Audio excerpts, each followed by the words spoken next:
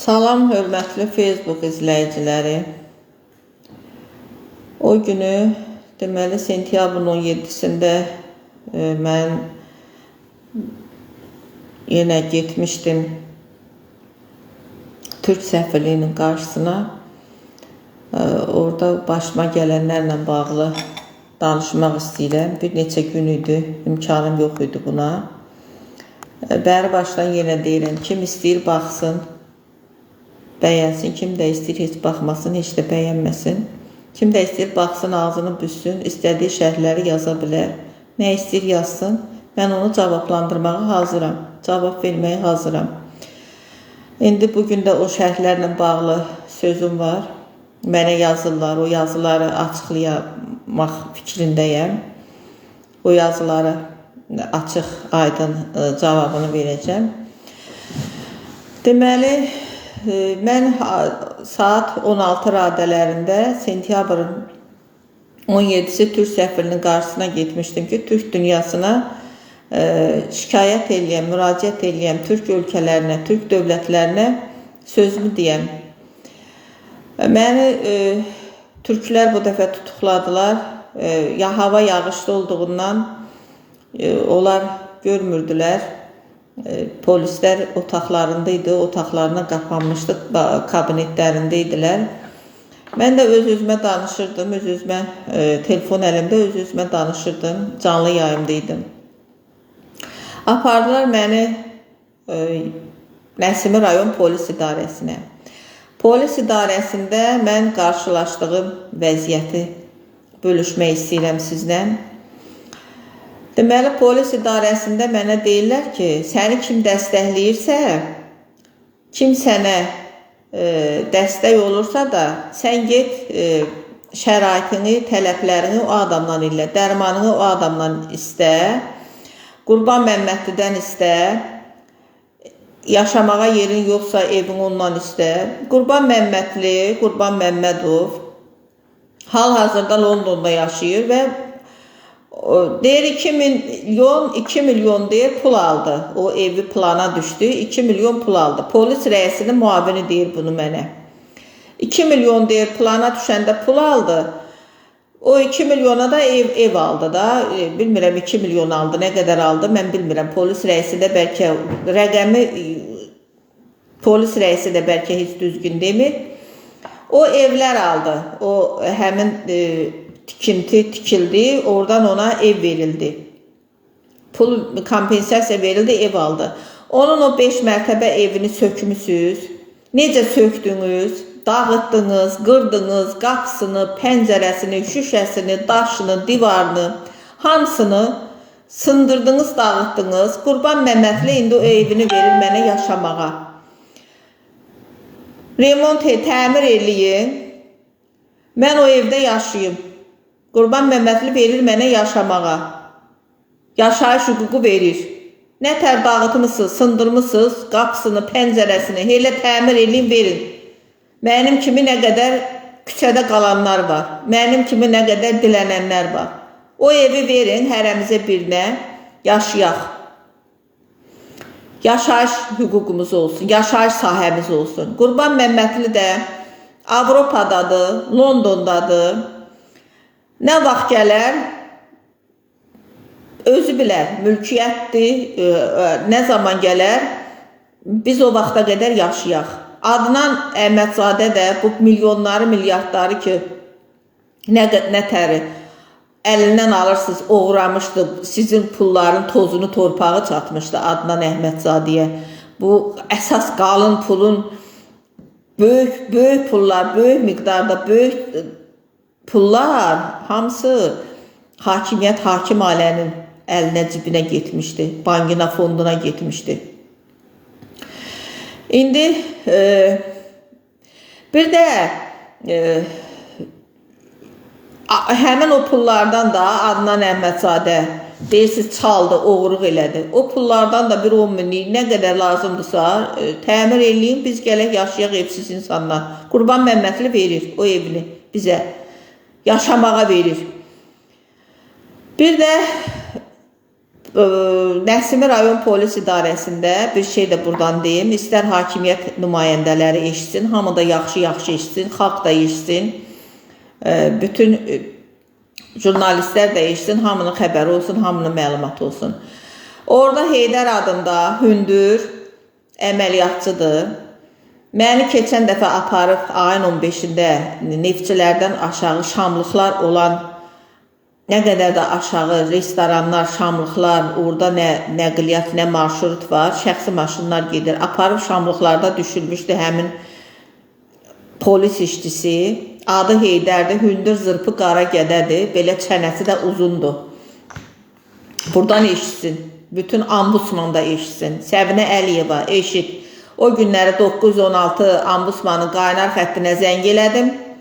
Mənim zəngimi cavablandırmadılar, pulumu da götürdülər. Deyir ki, bəs işləmirik, bu formula yarışlarla bağlı sizin səsinizi biz qeydə ala bilmirik.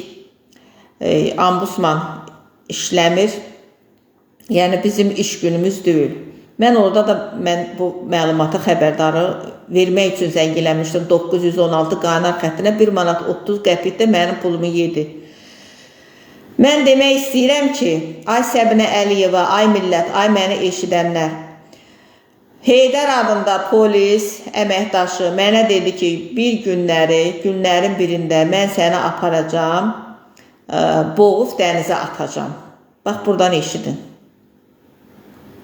Bax, mənə belə bir ultimatum verdi. Bunlar Bayram Məmmədovu da Türkiyədə dənizdə boğdular, öldürdülər. Mən heç ölümdən də qorxmuram. Hər kəs bir cana borçludur. Ölərəm. Bütün dünya ilə mən bir adi sıradan bir adamam.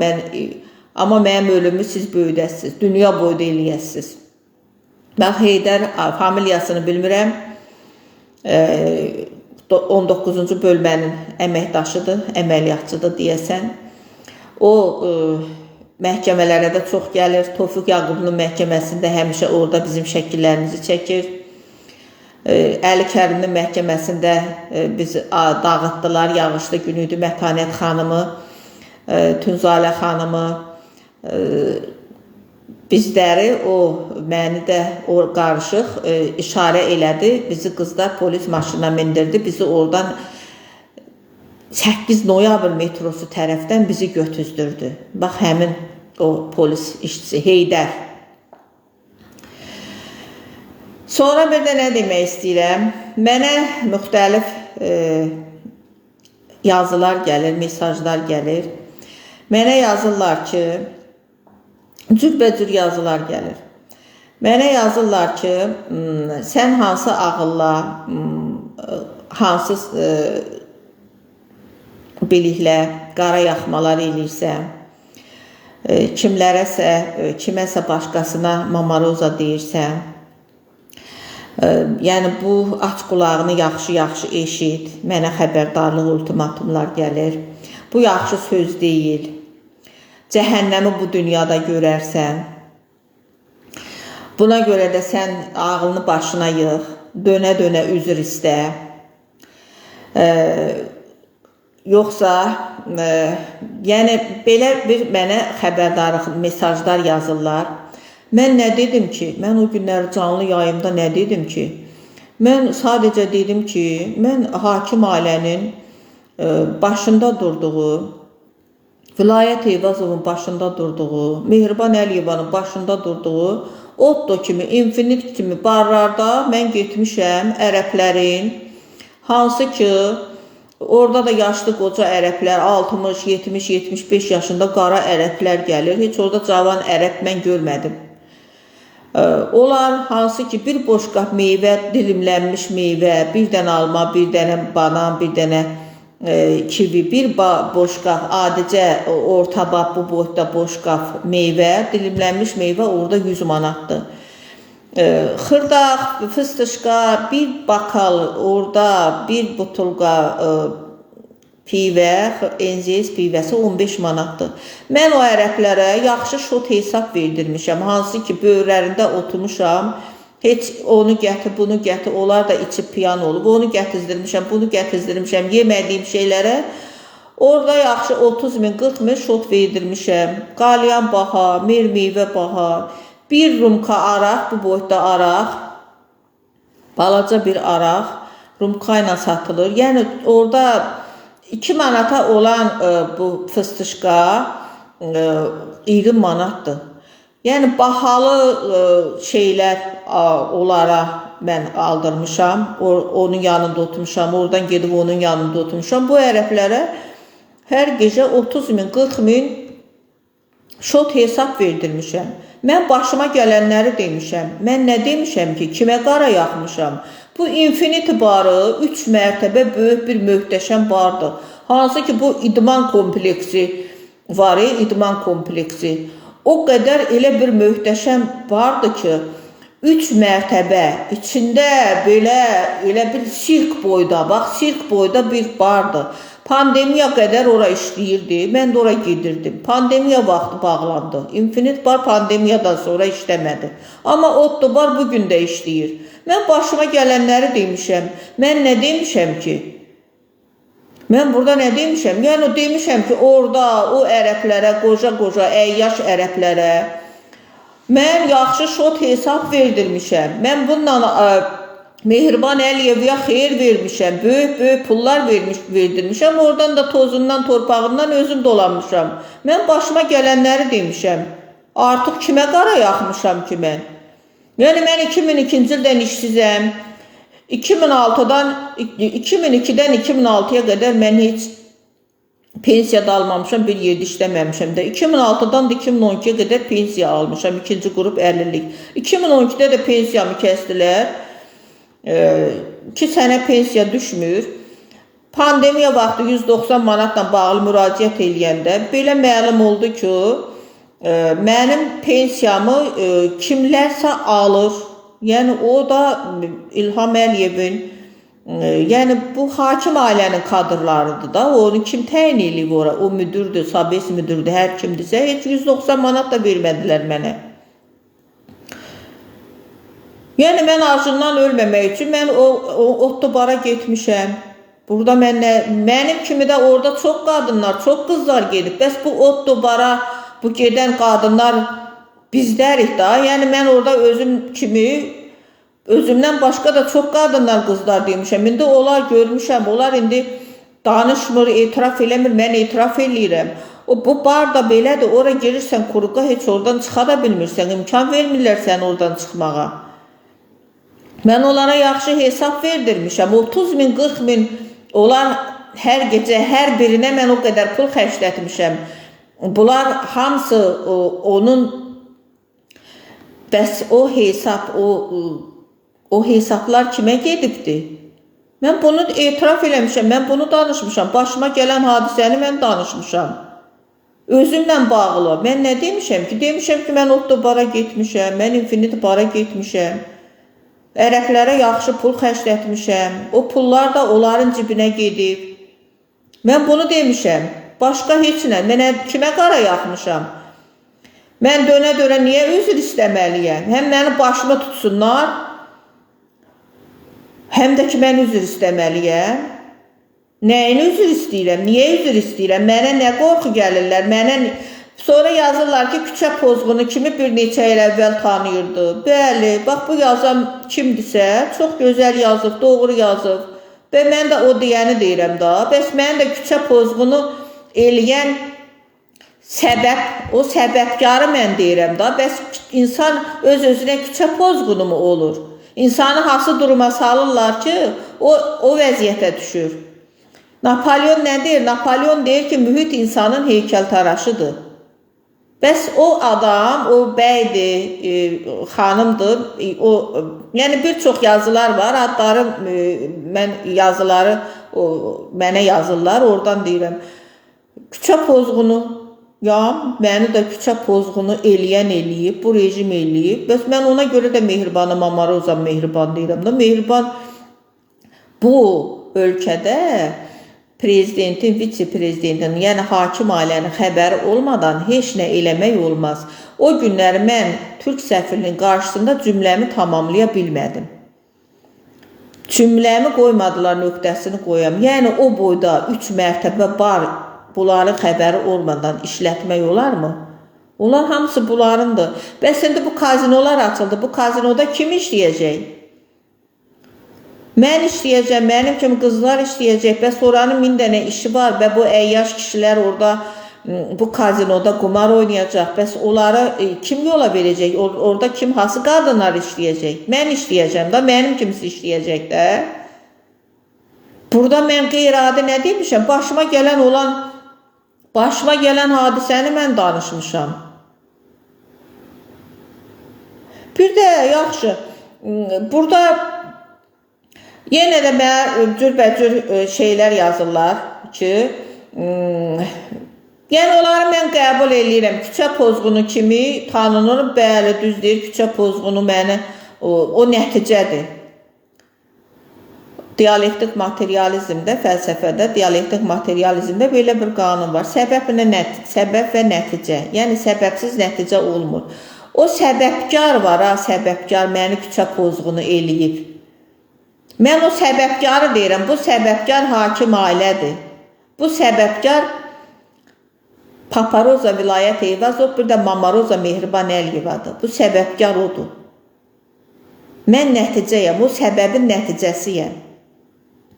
Onların hamısının bu işdən xəbəri var və oradan da böyük pullar gedir.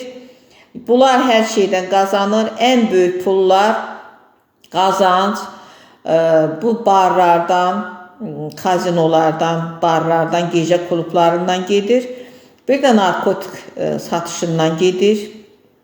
Yəni ən böyük pullar, yəni bu kartoşka soğan satmaqdan getmir. O barlarda, o gecə klublarında qiymətlər tutub yanır. Dükanda 1 manata olan şey orada 15 manat 20 manatdır. O qədər bahadır. Heç orada yemək də yox, adicə bu xılı-xulu şeylər 1 manata 2 manata olan şeylər 15-20 manatdır. Bir putulqa, bir bakal pivə 1 manat 20 qəpik, 1 manat 30 qəpiyə olan pivə orada 15 manatdır. Bu pullar da böyük pullardır. Kişilərdən də pul alırlar. İçəri girmək bilet, hələ yemək içməyindən başqa. Yemək içməyə, yəni mən deyirəm ki, orada o yaşlı, qoca, əyyaş ərəb kişilərinə 30 min, 40 min hər gecə onlara çox hesab verdirmişəm. Heç nə də yeməmişəm, heç o bədbəxt də heç nə yeməyib, içib piyan olub. Demişəm, bunu da gətir, onu da gətir, o, bu. Yığılıb stolun üstünə onun şotunu, hesabını veribdi. Bunu mən başıma gələn hadisəni mən bölüşmüşəm. Bir də mənə də belə şeylər də yazırlar ki, yəni belə birinə kim kömək eləyər, normal qaydada istəyini, problemini desin, elə istər hakimiyyət, istər də kimsə kömək. Mən normal qaydada 2002-ci ildən işsiz olandan yaltaqlana, qorxa yazmışam. Möhtərəm prezident. Möhtərəm prezident, humanistliyinizə görə əvvəlcədən yaltaqlanıram. Yəni mən onda da heç saymıflar, heç oxumuyuflar. Mən dilənmişəm, dolanmışam, kağız, dəftər yeməmişəm, içməmişəm, poçta, məktub salmışam. Yəni yazı yazmışam, kompüterə vermişəm. Kompüterdə bunu peçat elət. Mən prezident administrasiyasında nə qədər qəbullarda olmuşam. 5 il, 10 il, 15 il bundan qabaq Milli Məclisdə deputatların qəbulunda olmuşam. Hansı ki, o deputatların hal-hazırda neçəsi ölüb. Hadi Rəcəbli çıxdı işdən, 30 il deputat oldu, heç bilmirəm, öldü, qaldı. Yəni bir sıra deputatlar artıq yoxdur yerində, ölüb, çıxıb, yəni vaxtı müddəti bitibdir, ölübdür, yoxdur həyatda. Mən hamısını, Ziyafət Əsgərovdan belə hamısının 15 il bundan qabaq, 2010 idi, 2011-ci il idi, neçənci il idi, qəbulunda olmuşam. Da normal qaydada da güya bunlar baxıblarmı? Yəni niyə yaltaqlanıram? Güya normal qaydada yalvaranda, yaltaqlananda bunlar şeyən baxacaqlar. Şikayətən baxırlar, adamı işə mi düzəldirlər, nəsə eləyirlərmi? Bir də mən buradan deməli çağırış eləmək istəyirəm. mən millətimin qızlarına, qadınlara, analara, bacılara.